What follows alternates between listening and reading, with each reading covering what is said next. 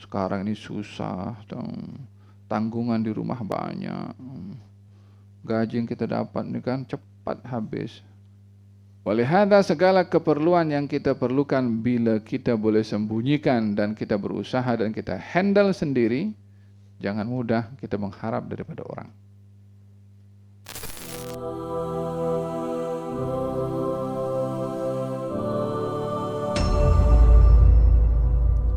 Jadi anak yatim yang punya harta, lebih baik dia itu hidup dengan hartanya berbandingkan dia menjadi tanggung jawab dan beban kepada orang lain.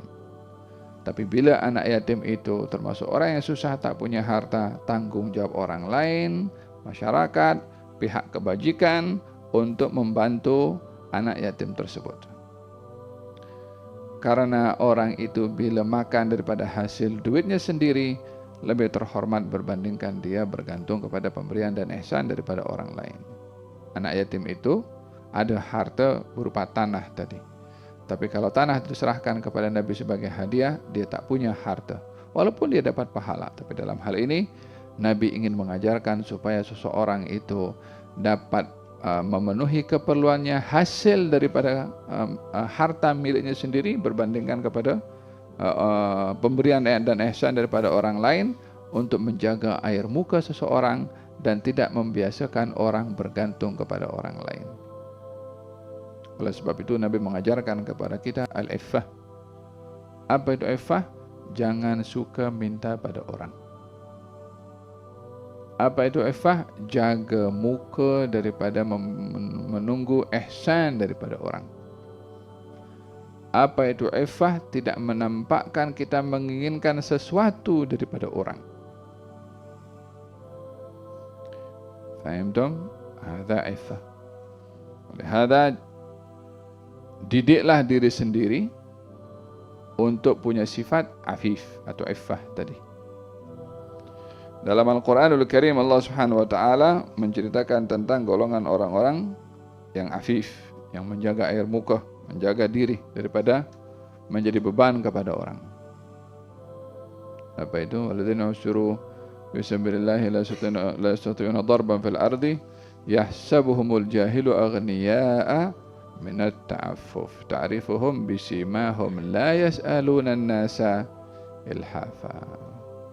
Dan orang-orang yang dia hidupnya susah, miskin, sampai kemiskinannya itu dia tak punya bekal untuk pergi berjihad, tak cukup, tak punya duit, tak punya transport, tak punya bekal. Yahsabuhumul jahilu aghniya. Orang yang tak tahu menganggap orang itu adalah orang yang kaya. Padahal untuk nak keperluan dirinya ikut bersama dengan Nabi berjihad pun tak cukup. Tapi orang nampak dia macam orang berada. Tak nampak mengeluh pada orang, tak tunjuk miskin pada orang. Bahkan orang lain yang tak tahu sangat nampak orang ini berkecukupan, padahal dia sangat miskin. Nah, sifat ini afif. Dia jaga diri daripada dilihat miskin, menjaga air muka daripada dilihat menuntut pemberian dan ihsan daripada orang. Fahimtum? Walihada segala keperluan yang kita perlukan bila kita boleh sembunyikan dan kita berusaha dan kita handle sendiri, jangan mudah kita mengharap daripada orang. Jika ada orang jumpa dengan temannya, kemudian dia mengeluh begini dan begitu, oh saya punya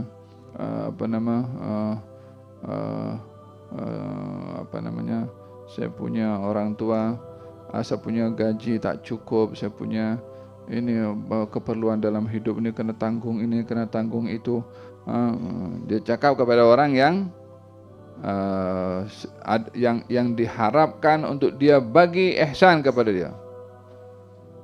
Dia tak bagi tahu kepada orang itu, saya minta tolong untuk kamu bantu saya. Dia tak cakap macam itu. Tapi dia bagi tahu, sekarang ini susah, tanggungan di rumah banyak, gaji yang kita dapat ini kan cepat habis. Pada dalam hati, bagilah kepada aku. Macam itu. Bantulah aku, jangan kau kedekut. Dia minta, tapi dalam keadaan halus. Dalam keadaan tidak mengatakan direct minta, tapi bagi mengeluh. Orang yang afif dan dia jaga air muka, dia tak akan minta atau tunjuk pun pada orang lain untuk meminta ihsan. Olehada dalam hadis Nabi Muhammad SAW, beliau melarang untuk umatnya ini meminta-minta kepada orang hanya dalam keadaan darurat baru boleh minta.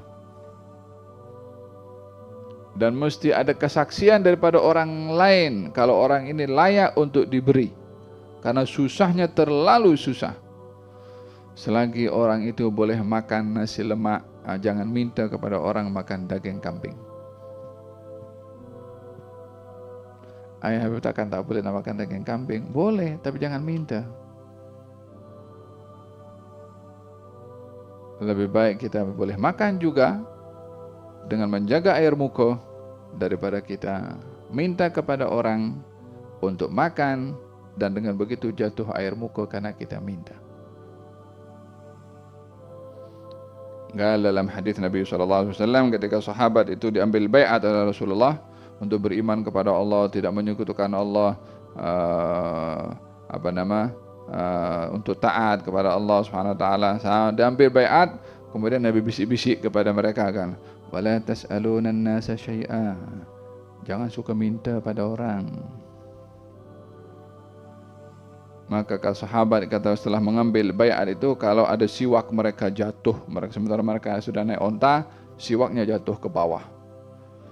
Ada orang di bawah yang boleh ambilkan siwak yang jatuh.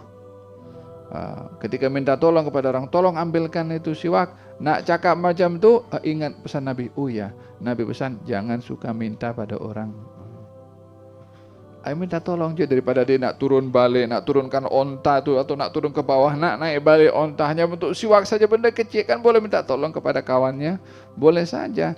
Tapi ingat pesanan Nabi, jangan suka minta pada orang. Hatta minta tolong pun mereka tak nak buat. Turunkan ontanya balik, ambil turun dia, ambil dia siwak itu dia naik sendiri. Faham tu? Didik diri untuk kita punya sifat iffah, menjaga diri daripada menjadi beban kepada orang atau meminta-minta pada orang. Jangan minta, jangan terlintas pun di dalam hati ingin mendapat ihsan daripada orang. Kalau minta, terang-terang kita cakap. Kalau ingin diberi dalam hati kita, didiklah hal itu supaya kita termasuk daripada golongan orang-orang yang afif. Dalam hadis Nabi Muhammad SAW, barang siapa yang menjaga dirinya dengan iffah, Allah akan anugerahkan kepadanya iffah.